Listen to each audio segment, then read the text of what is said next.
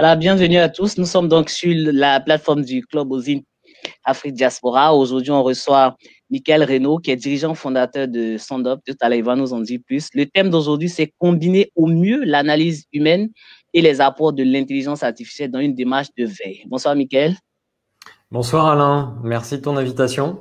C'est moi qui te remercie. J'espère que tu vas bien, que voilà, tout se passe bien. C'est vrai qu'on est dans une situation assez Parfaitement. difficile. C'est toujours pas évident en période de crise. Bon, on espère que les activités se passent bien aussi de ton côté. Alors, je vais te laisser te présenter à toutes les personnes qui vont nous suivre ce soir, présenter aussi l'entreprise, ton parcours, d'où est venue l'idée de Stand Up. Très bien. Donc, moi, j'ai commencé mon aventure entrepreneuriale il y a maintenant 16 ans, après une formation en informatique industrielle. Et la genèse de Sindup, c'est une première expérience professionnelle dans le monde des salles de marché en temps réel. Donc, on traitait à l'époque avec un ensemble de serveurs, les flux financiers qui venaient d'une quinzaine de places de marché pour analyser tout ça en temps réel et renvoyer de l'information qualifiée aux traders et aux brokers. Donc, on est ni plus ni moins dans un environnement de veille. Ce qui change avec ce que l'on a fait ensuite avec Sindup, c'est qu'il s'agissait de traiter de la donnée purement financière. Et donc, ça m'a donné l'envie d'approfondir dans le traitement non pas seulement de données structurées, mais aussi de données déstructurées, c'est-à-dire du texte, pour faire en sorte que le web soit une source d'information à part entière qui puisse être maîtrisable aussi bien que le faisait déjà le monde financier il y a de longues années. Donc ça, c'est le point de départ.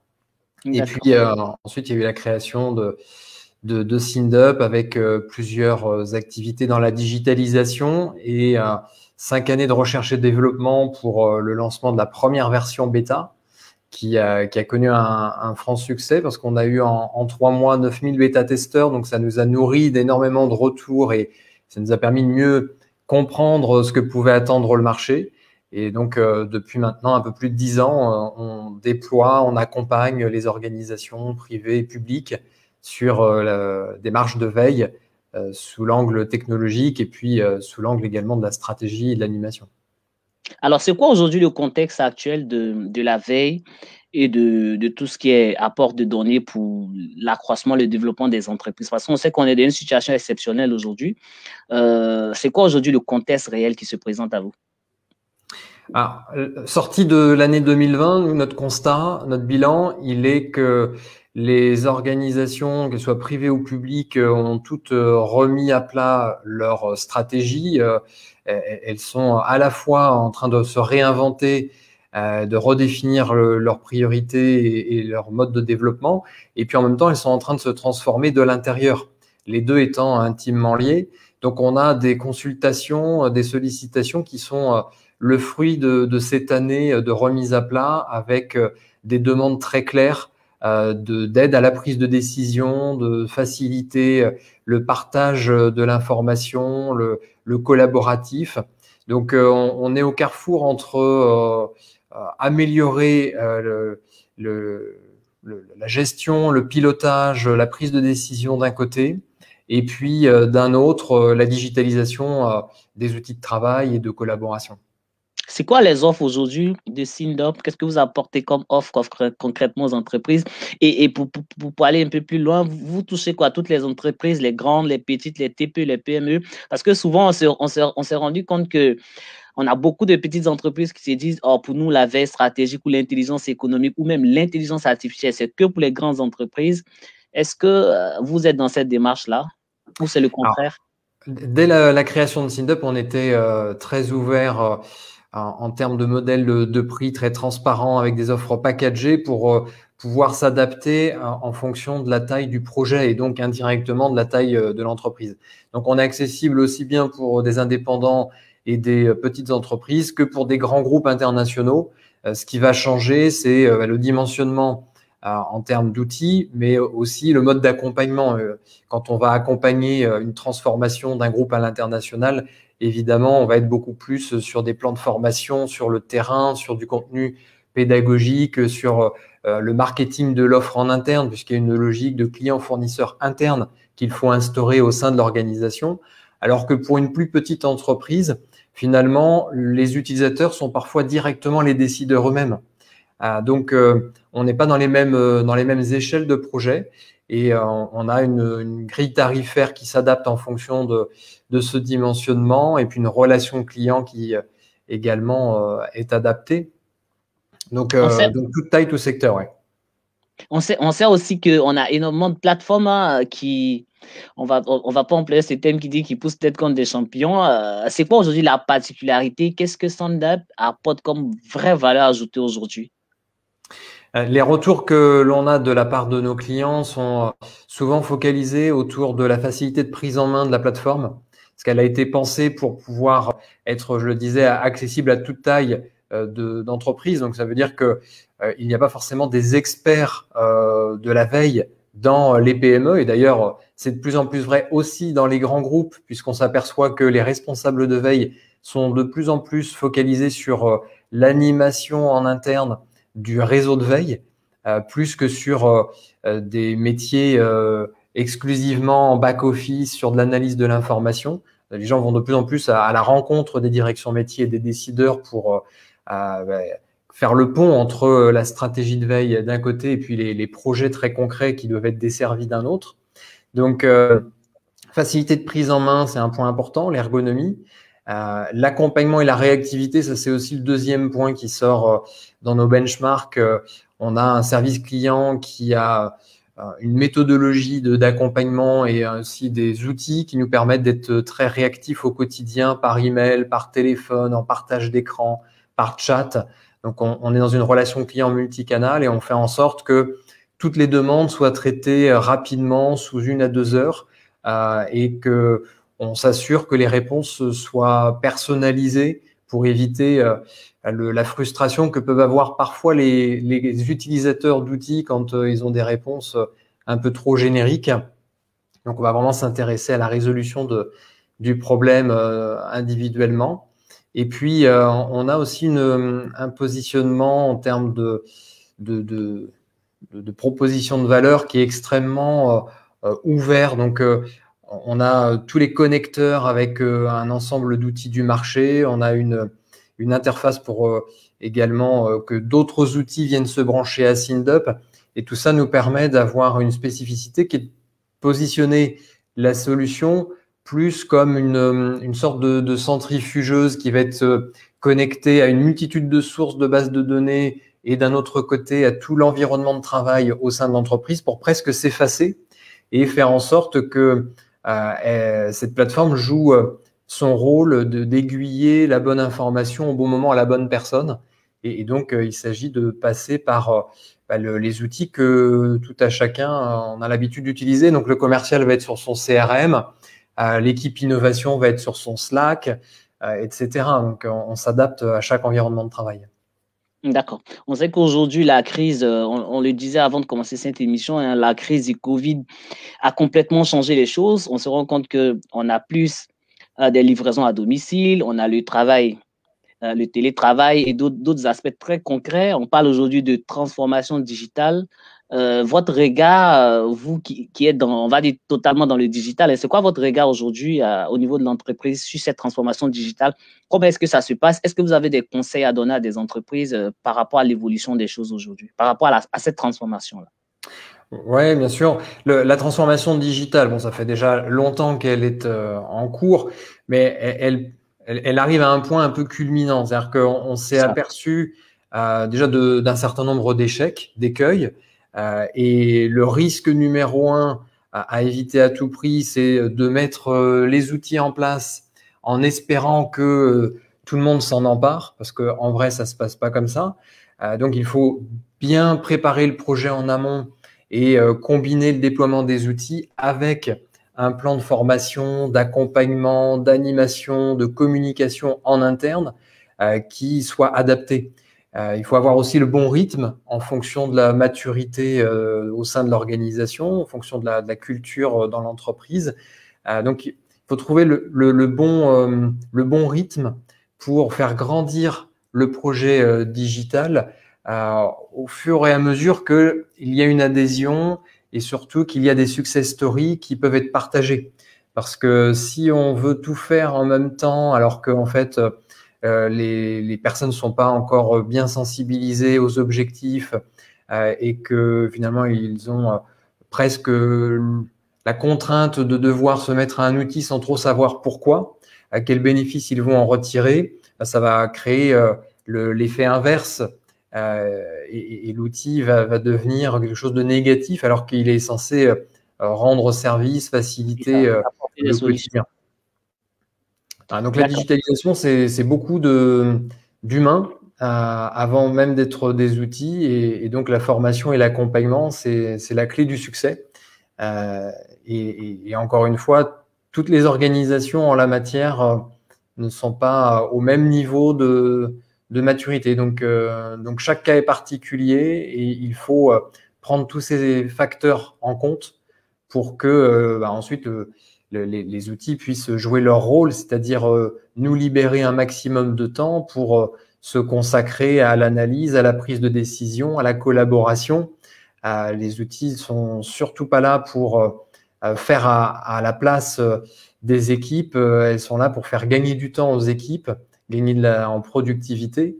Et si on fait le lien avec notre thématique qui est la veille, tout le monde est submergé d'une multitude de sources d'informations en multicanal, puisqu'on reçoit de l'information par email, par les réseaux sociaux, par les outils en interne, les intranets. Et donc, les outils de veille tels que SynUp sont là pour faire en sorte de ne pas se laisser submerger et créer un filtre entre l'utilisateur et puis tout cet environnement informationnel. Et donc, l'utilisateur va pouvoir dire à l'outil, lui apprendre quelles sont les informations dont il a besoin. Donc, ça permet de reprendre le contrôle. Et ce que tu dis concrètement, c'est qu'au-delà de toute cette technologie-là, l'humain est au cœur de ce dispositif, c'est ça? Oui, très clairement. C'est extrêmement bien formulé. C'est mettre l'humain au cœur. Donc, c'est valable pour tous les projets digitaux et encore plus pour la veille qui, en soi, n'a aucune autre finalité que d'aider à la prise de décision. Et la prise de décision, elle est forcément humaine. Il s'agit de savoir où on veut aller. La veille est un outil pour y aller, pour s'y rendre, par le biais de la capacité à capter des informations utiles et au bon moment et de s'en saisir pour prendre contact avec une personne ou une société qui vient d'être détectée et avec laquelle on peut avoir soit du business à faire ou du partenariat. Ça peut être également pour aider à avoir une meilleure compréhension de la direction que prend son marché de sorte à mieux se positionner en termes de stratégie d'innovation, en termes de positionnement vis-à-vis de la concurrence. Donc, c'est toujours au final le facteur humain qui va prendre le dessus. Mais qu'est-ce que toi, tu penses aujourd'hui de ces entreprises, de ces organisations qui n'ont pas encore compris l'importance de la veille? Pourtant, en réalité, on fait tous de la veille parce que le matin, on regarde la télé, on regarde les journaux, on voit les sources d'informations passer et on voit de façon concrète l'importance de la veille, l'importance d'avoir une bonne information, que cette information nous permette de prendre des décisions adaptées. C'est vrai que la crise du Covid, personne ne voyait venir. On a des retombées qui sont énormes. On se dit souvent si les entreprises avaient fait de la veille, peut-être qu'elles seraient un peu plus, je ne veux dire pas en difficulté, mais la crise, elle est là quand même. Quel conseil, ce soir, tu voulais donner concrètement aux entreprises qui ne se sont pas encore mis à faire de la veille, à rester dans cette démarche de veille collaborative ou de la veille tout court?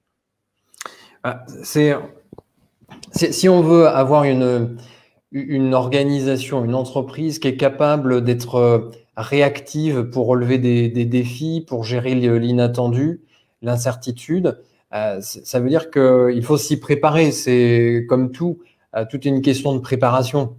Et comme on ne peut pas décréter qu'il n'y aura pas de mauvaises surprises, eh bien, il faut se préparer au fait qu'il y aura nécessairement des problèmes à un moment donné qui arriveront, donc des crises à gérer, qu'elles soient brutales ou qu'elles soient sur des périodes prolongées. Et évidemment, avec l'accélération d'une manière générale du rythme auquel évoluent les choses, et puis la période de crise environnementale qui malheureusement ne fait que commencer, les incertitudes vont être de plus en plus prégnantes. Donc, pour se préparer à ça, comme je le disais à l'instant, il faut de la formation, il faut de la sensibilisation, de la montée en compétences, de façon à ce que les bonnes pratiques soient inculquées au sein des équipes en matière de gestion de l'information.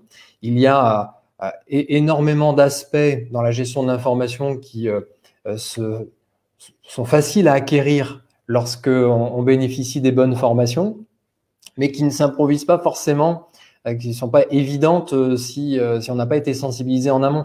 Donc, de mettre en place des plans de formation en interne pour d'abord faire en sorte que toutes les parties prenantes, les opérationnels, les directions, le top management, que tout le monde soit bien au fait des bonnes pratiques en matière de gestion de l'information, permet déjà d'être beaucoup plus paré à un avenir incertain. Et puis après, les outils viennent évidemment renforcer, pérenniser tout ceci.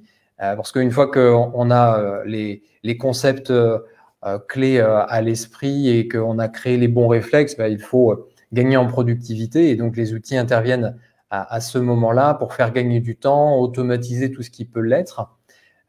Mais il ne faut surtout pas attendre que la crise arrive pour créer les conditions nécessaires à la résilience. Et on a des très beaux exemples sur l'année 2020 parmi nos clients d'entreprises qui étaient déjà très en avance dans en fait, la veille était devenue une seconde nature au sein des équipes. Et donc, ils ont très rapidement été capables d'identifier à la fois des opportunités, parce qu'on le sait, toute crise est aussi une opportunité en termes d'innovation et de réponse à des nouveaux besoins qui sont créés. Et puis également à pouvoir nouer des nouveaux partenariats pour justement être capable d'avoir une nouvelle proposition de valeur en tenant compte des circonstances et des restrictions.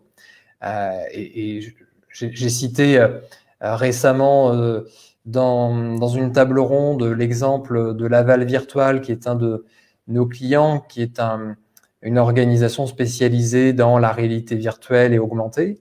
Et ils ont eu un début d'année 2020 catastrophique parce qu'ils font plus de la moitié de leur chiffre d'affaires sur de l'événementiel.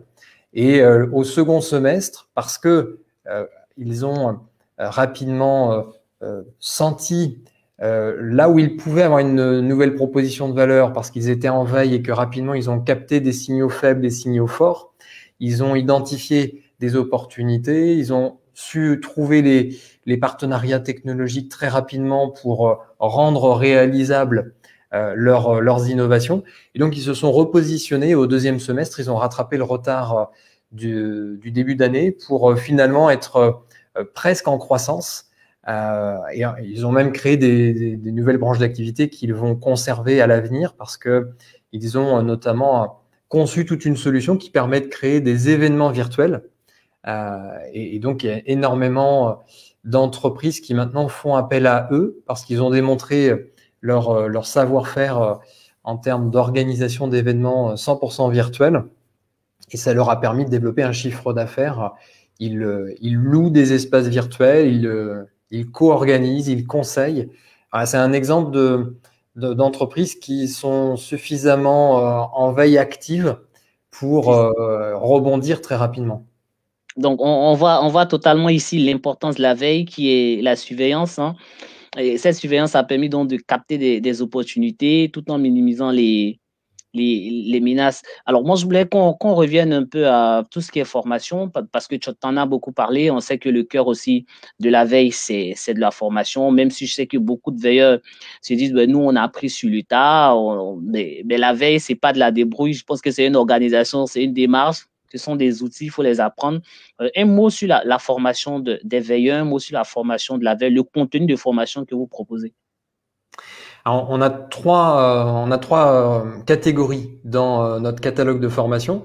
On a tout un ensemble de formations pour les chargés de veille, où là, on s'adresse à un public expert qui va monter en compétence sur l'ensemble des outils de veille avec la capacité à pouvoir configurer un dispositif, une stratégie de collecte d'informations, en faisant en sorte de travailler aussi sur le choix des sources et l'optimisation des détecteurs, et puis de pouvoir personnaliser, créer différents livrables de veille, c'est-à-dire des alertes, des newsletters, des tableaux de bord, des applis mobiles et autres formats qui permettent ensuite de partager la veille en interne.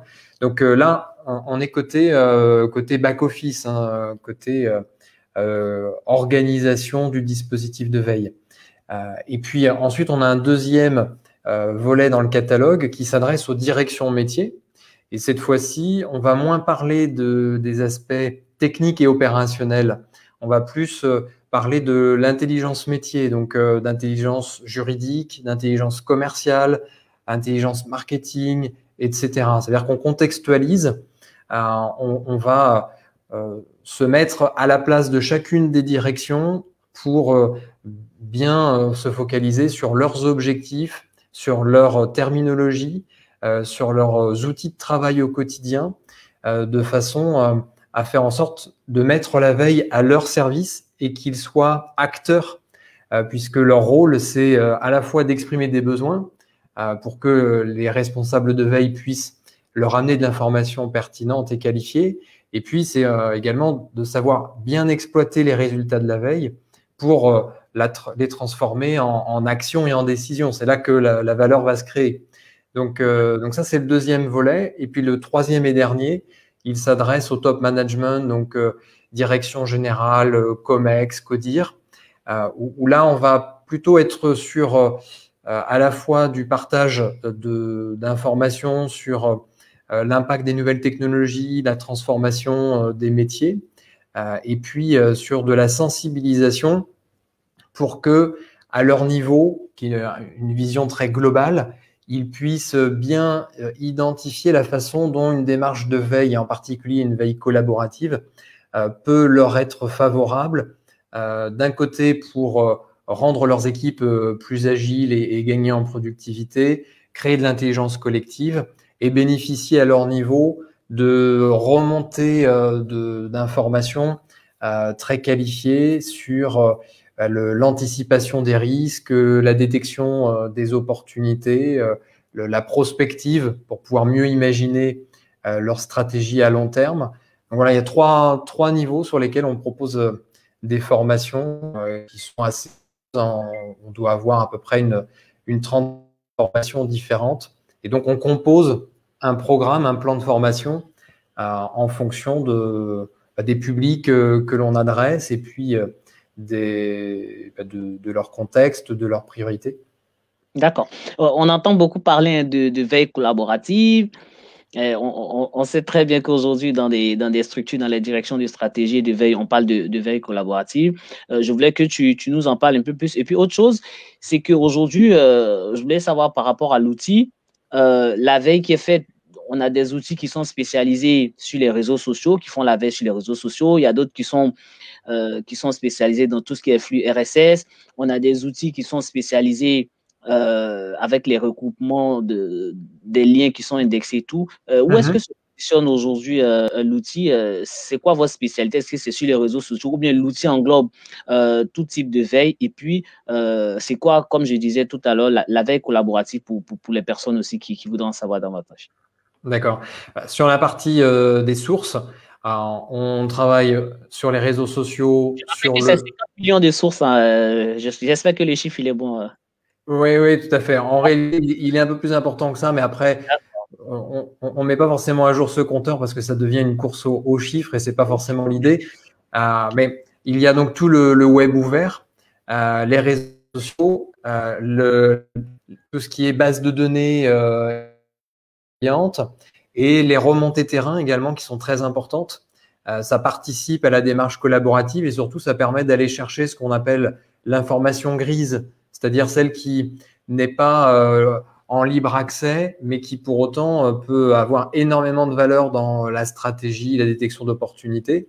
Et donc, on a mis en place plusieurs modalités, en tout cas différents points d'entrée pour faciliter la remontée d'informations terrain, de sorte que ce soit hyper fluide au quotidien, y compris pour un consultant ou un commercial qui est en déplacement. Donc, il peut très facilement remonter d'informations via l'application mobile, via une extension sur le navigateur Internet ou encore avec les tableaux de bord ou même via une adresse email qui remonte systématiquement l'information vers la plateforme. Et donc, toutes ces sources d'informations, elles sont agrégées pour faire en sorte de les centraliser et que tout le dispositif de veille automatisé qui 24 heures sur 24 analyse toutes ces informations pour les trier, les organiser et les filtrer puisse opérer sur toutes les sources d'informations. Donc, pour répondre à ta question vis-à-vis de notre positionnement sur le marché, on a effectivement certaines solutions qui sont uniquement dédiées aux réseaux sociaux, qui sont plus dans une logique de community management, de relations clients 2.0 en quelque sorte. Nous, on se positionne plus sur la stratégie, sur les métiers au quotidien dans l'entreprise, donc ce qu'on appelle competitive ou market intelligence, veille stratégique, intelligence économique. Ça, c'est plus notre univers et donc on est dans une approche très 360 degrés vis-à-vis des sources d'information. D'accord. Mais concrètement, hein, on sait que l'animation de la cellule de veille ou l'animation de la veille collaborative, elle se fait par des personnes. C'est qui sont aujourd'hui ou qui est-ce qu'on doit mettre dans cet univers-là, les acteurs? Quels sont aujourd'hui les leviers, parce qu'on sait qu'il y a des leviers qui sont importants pour animer la cellule de veille. Souvent, on parle de discrétion, on parle de réactivité, de mise à jour de l'information, de traitement de l'information, de la collecte, de l'analyse avant de… Là, tu parlais des prises de décision, tu parlais aussi du top management. Et puis, comment est-ce qu'on hiérarchise les tâches, en fait, dans cette animation ou dans cette démarche de veille collaborative? Alors, sur le profil d'abord des personnes qui sont en charge de la démarche de veille, il y a une évolution ces dernières années. Tout à l'heure, je caricaturais un petit peu entre les veilleurs qui sont derrière un écran et ceux qui sont plus sur le terrain à aller à la rencontre des directions métiers et de la direction générale. Ça veut dire que le profil et les compétences ont évolué également. Les veilleurs sont de plus en plus dans la communication interne, dans les enjeux stratégiques et business. Et ce qui est très positif parce que c'est nécessaire de faire le lien, le pont entre les outils et les techniques de veille et puis la réalité du business, puisque encore une fois, la veille, elle n'a d'intérêt que si elle est au service de la prise de décision et de la stratégie. Et donc, il faut que l'animateur du réseau de veille puisse avoir des compétences relationnelles, une facilité à passer également d'un sujet et d'un environnement à un autre, puisque quand il va parler à la direction marketing, les discussions vont être très différentes sur le fond de celles qu'il va avoir avec la direction IT, cybersécurité ou avec la direction commerciale.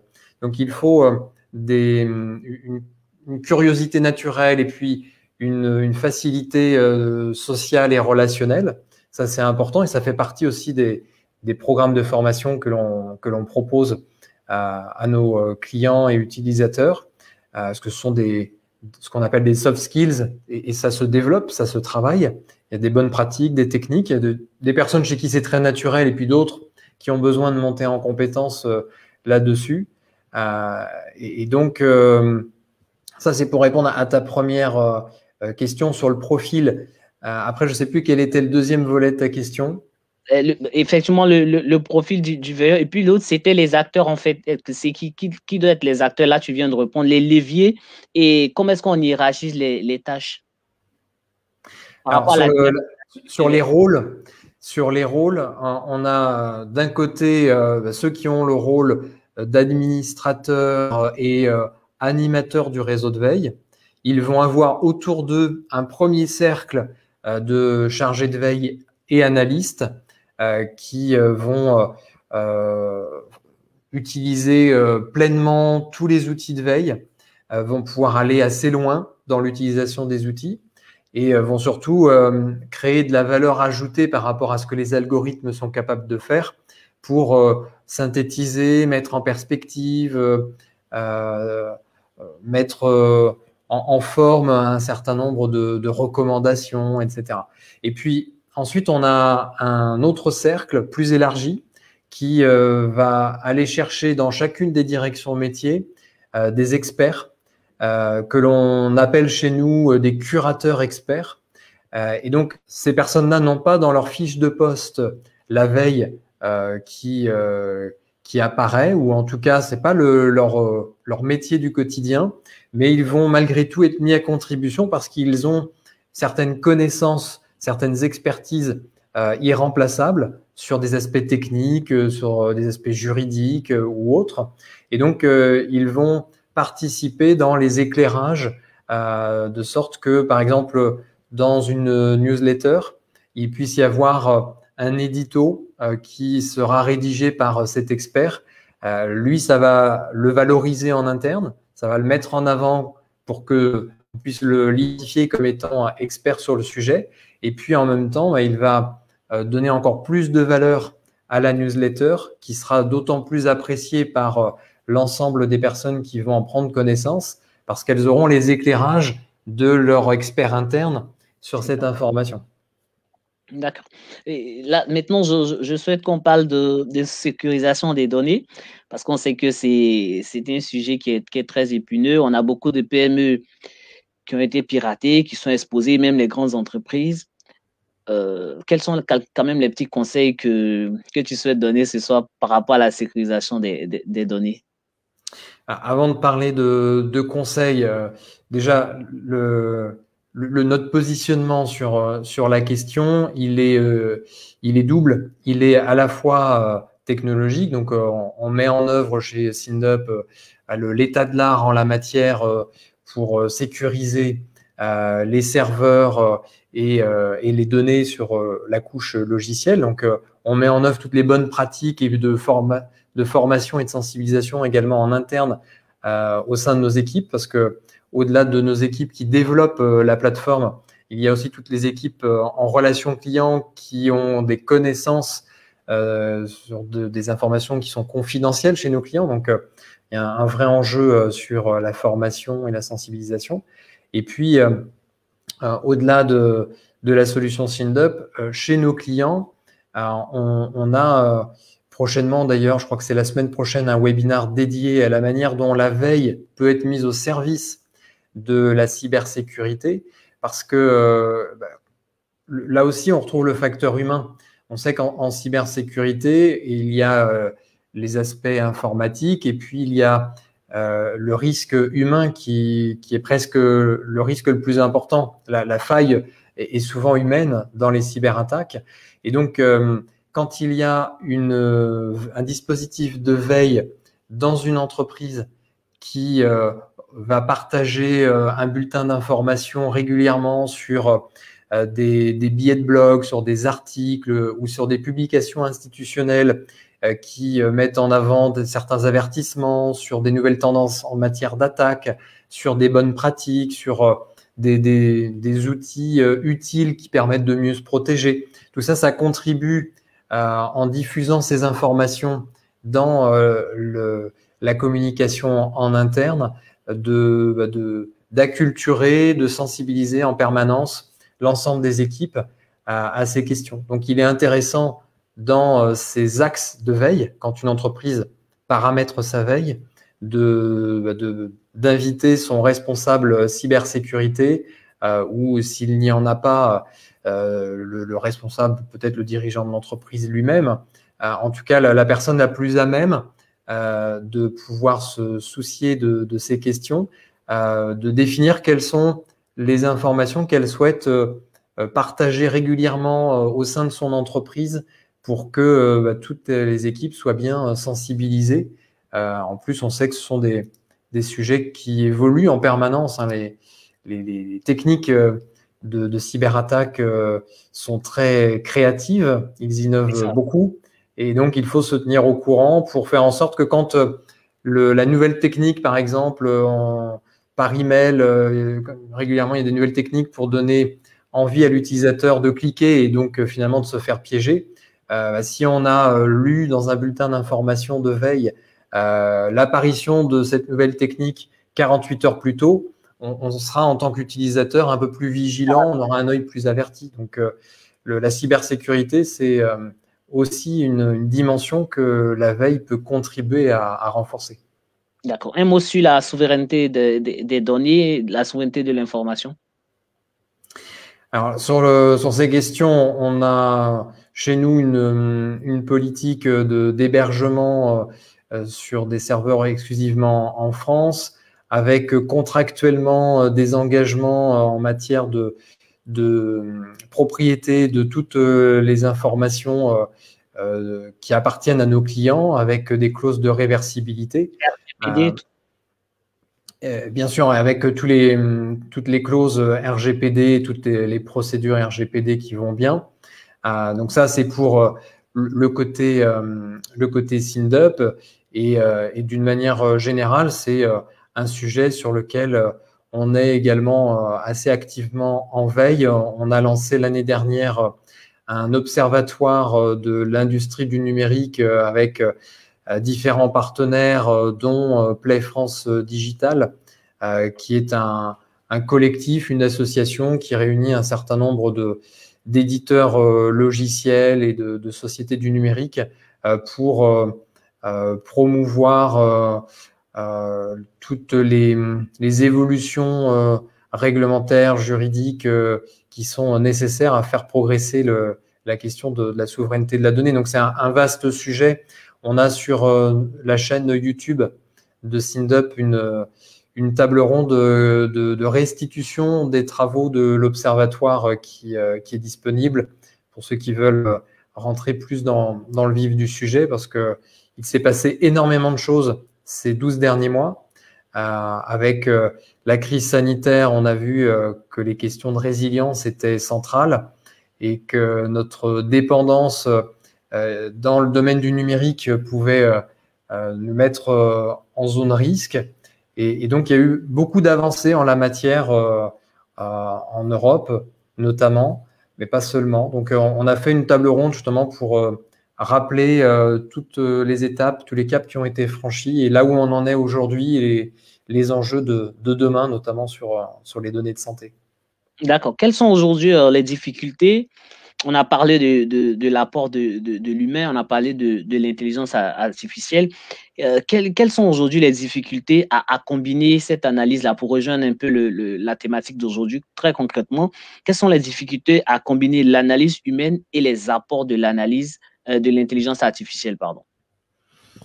Déjà, on peut peut-être rappeler ce que l'intelligence artificielle est capable de faire en matière d'analyse. Elle est capable de classer automatiquement l'information, de la trier, de dédoublonner, c'est-à-dire de regrouper des informations similaires et qui traitent d'un même sujet pour faciliter le travail d'analyse humaine, ensuite d'éviter la redondance des informations.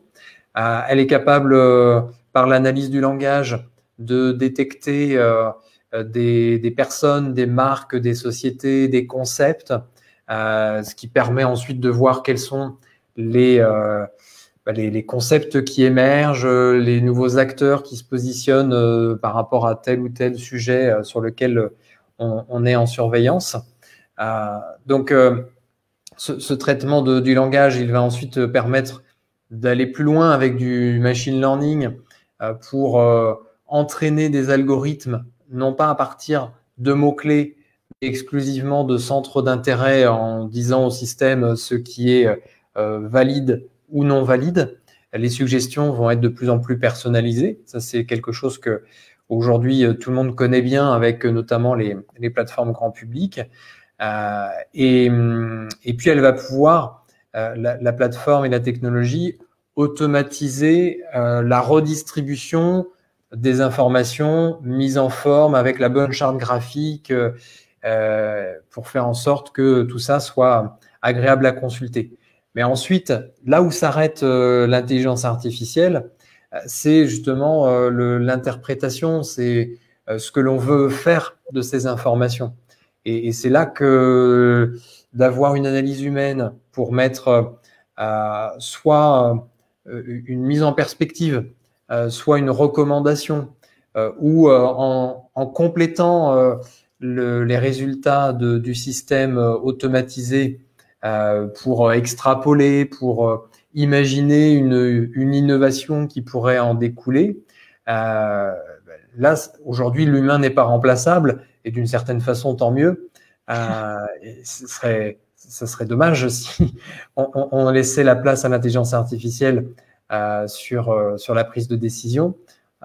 Donc, la créativité, finalement, et le collaboratif reste l'exclusivité aujourd'hui de l'humain et du rôle de l'humain. Mais est-ce que l'intelligence artificielle ne vient pas modifier aujourd'hui les métiers de veilleurs? Et est-ce que dans 10, 5, 20, 30 ans, ce ne sont pas des métiers qui vont quasiment disparaître, même si c'est vrai, là, tu l'as justifié pour dire, au-delà de toutes les analyses, au-delà de toute la transformation, au-delà du fait que l'intelligence artificielle a son rôle à jouer, c'est vrai, l'humain est toujours au cœur, mais est-ce que dans les années à venir, l'intelligence artificielle ne va pas, comme on le voit, ça va très, très vite, ne va pas transformer à 95% les métiers des veilleurs? C'est déjà le cas, en fait, ça les modifie en faisant un transfert. C'est-à-dire que quand j'évoquais tout à l'heure le fait que le métier allait de plus en plus sur l'accompagnement dans la stratégie, l'aide à la décision auprès des directions, c'est déjà un changement majeur du métier. Modifié dans le sens de la disparition, non? Non, c'est pas une disparition, du moins c'est la disparition de certaines tâches du métier de veilleur, ce qui fait que au final on peut considérer d'une certaine façon que ce n'est plus le même métier. Mais si on joue pas sur les mots et qu'on regarde sur le terrain, on s'aperçoit qu'en réalité tout le monde fait de la veille. Donc ça veut dire que avant, comme c'était très très technique, il y avait que quelques experts des outils et des techniques qui faisaient de la veille. Mais comme la veille n'a d'intérêt que si elle est utilisée par l'ensemble de l'entreprise au service du quotidien de chaque direction, finalement il y a un glissement qui fait que tous ceux qui ont besoin de veille deviennent de plus en plus autonomes. Et donc, le métier des veilleurs, c'est plus d'accompagner l'autonomie de l'ensemble des collaborateurs dans la veille, tout en gardant quand même une maîtrise des outils techniques, hein, parce que malgré tout, il y a des bonnes pratiques, il y a des concepts qu'il est important d'acquérir, et 100% des collaborateurs dans une entreprise ne peuvent pas les avoir du jour au lendemain, ou même peuvent les oublier. Donc, d'avoir des référents veille qui ont cette expertise pour la partager régulièrement en interne, ça reste essentiel. Donc, le métier n'est plus le même, et tout ce qui est chronophage à faible valeur ajoutée disparaît progressivement. Et là, il est très clair que l'intelligence artificielle a complètement absorbé les tâches chronophages à faible valeur ajoutée, mais ce n'est que pour libérer du temps justement à l'accompagnement, à la stratégie et à la prise de décision. Donc ça rend le métier plus intéressant et ça le rend accessible à un plus grand nombre. Donc, l'effet est presque inverse. Juste une anecdote.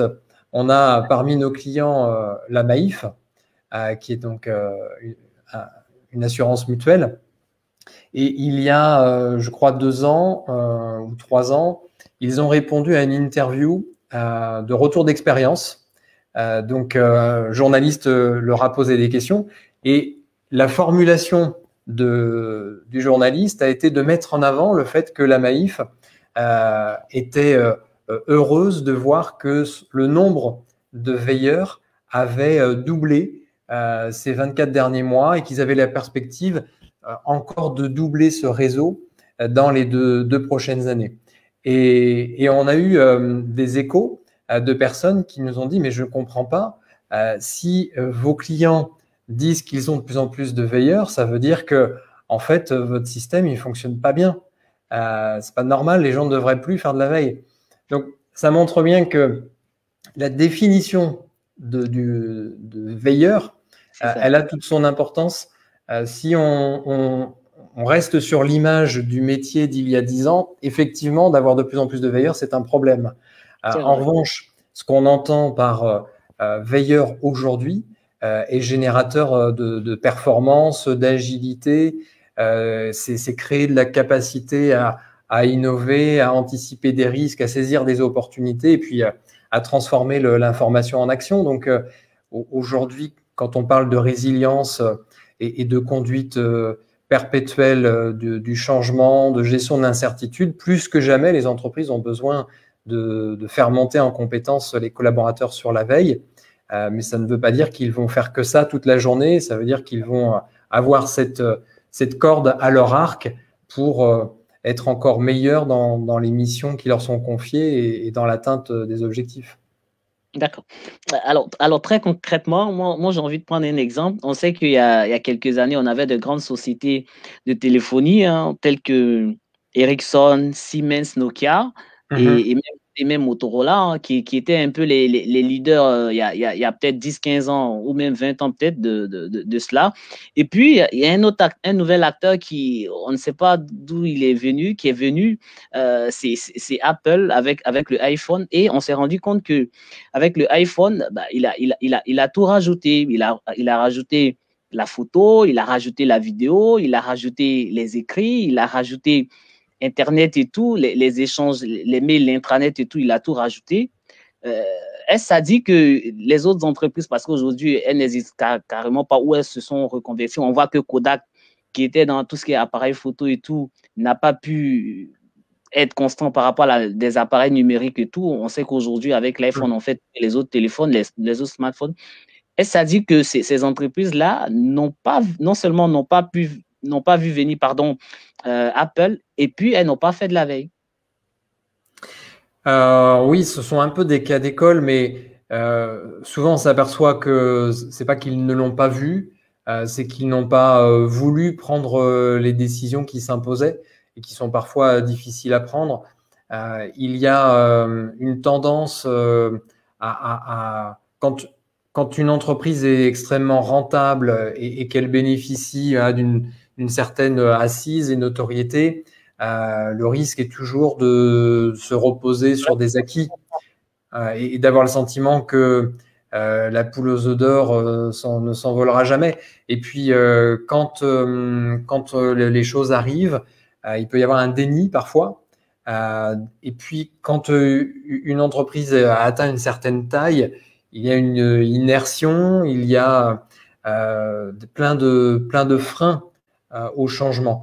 Donc, tout ça, encore une fois, pour éviter que ça puisse se produire, la formation à l'ensemble des principes liés à la veille, à la création d'une dynamique agile et collaborative, contribue à éviter une certaine sclérose pour faire en sorte que l'organisation soit ce qu'on appelle une entreprise vivante et que il y ait en permanence une capacité, une autonomie dans chacune des équipes à pouvoir capter de l'information, à s'en saisir, à réagir, à proposer des solutions et donc à être en transformation permanente. Si on est sur des schémas très pyramidaux, hiérarchiques, en silo, et que personne n'est dans une démarche de veille active, effectivement, on va rester droit dans ses bottes jusqu'à arriver dans le mur. Donc, la dynamique de veille telle qu'on entend la veille aujourd'hui, encore une fois, hein, ce n'est pas la même veille qu'il y a 15 ou 20 ans. Exactement. Mettre dans une démarche de veille active son organisation, c'est augmenter les chances d'être en capacité de non pas s'adapter brutalement du jour au lendemain, mais d'avoir des mutations régulières et progressives qui font que finalement le virage il va être pris au fur et à mesure que le marché va évoluer, plutôt que de le prendre en 180 degrés, ce qui est très très difficile, surtout pour une grande entreprise, à la dernière minute. D'accord. On est presque au thème, hein, c'est passé très vite, presque au thème de l'émission. Avant de te laisser conclure, Mickaël, moi, je voulais juste te dire merci.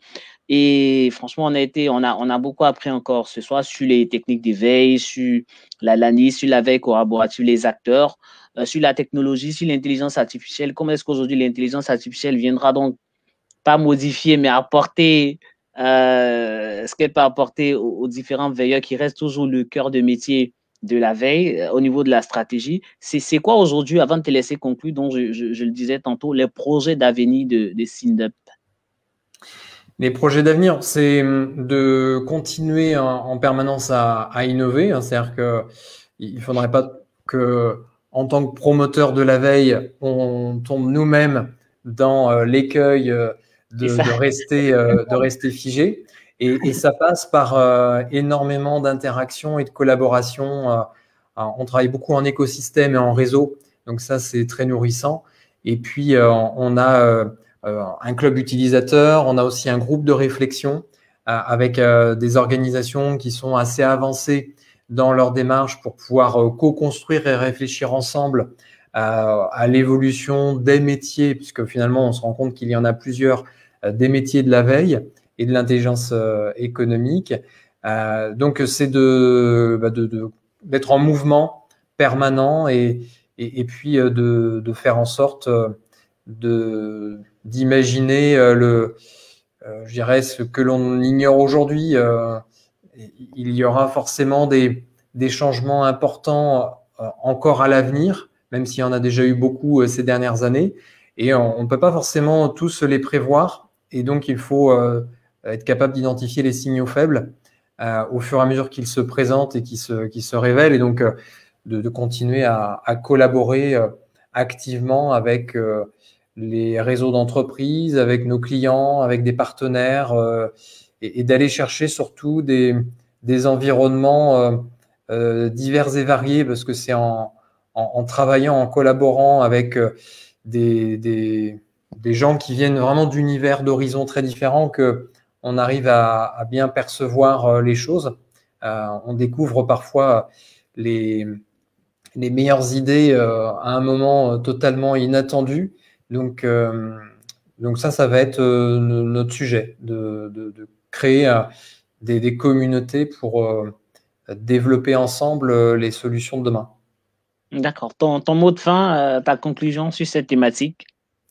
On a beaucoup parlé de formation et de sensibilisation, parce qu'effectivement, on constate tous les jours à quel point c'est le nerf de la guerre. Et donc, déjà, j'en profite pour inviter tout le monde à regarder sur les réseaux sociaux les nombreux webinars que l'on propose, qui ont vocation à la fois à faire des retours d'expérience et à traiter des thèmes précis, puisque il y a une multitude d'aspects quand on parle de gérer l'information. Et donc, on s'arrête régulièrement sur des aspects spécifiques et vous pouvez retrouver à la fois la programmation des prochains webinars, mais aussi consulter tous les webinars passés. Donc, tout ça est sur notre blog et sur les réseaux sociaux. Donc, il ne faut pas hésiter à s'en saisir. On a également mis en place des observatoires qui sont en libre accès via l'appli mobile SynUp. Donc, il suffit de la télécharger et ça donne accès à une dizaine d'observatoires. Donc, c'est une forme de veille un peu clé en main qui est réalisé par des associations professionnelles qui partagent avec nous leurs études, leurs rapports et leurs publications, et on les retranscrit en version très synthétique et vulgarisée pour les rendre accessibles à des non-spécialistes. Donc ça permet d'avoir une vision un petit peu d'ensemble des grandes transformations. Donc là aussi, n'hésitez pas à vous en saisir. Et donc, oui, le mot de la fin pour moi, il est sur cette curiosité et, pour aller au-delà des aspects techniques. La veille, c'est un état d'esprit, c'est une démarche, c'est une façon de penser, ce sont des réflexes dans le quotidien pour ne pas subir l'information qui s'impose à nous en masse et en volume, au risque de se perdre et puis d'être aussi parfois manipulé de manière ciblée ou non, hein, parce que si on n'a pas une bonne maîtrise, une bonne connaissance de quelles sont les sources d'information, quels sont les types d'informations dont on a besoin, bien finalement, on subit. Donc, j'invite tout le monde à s'emparer de leur système d'information, à prendre les commandes.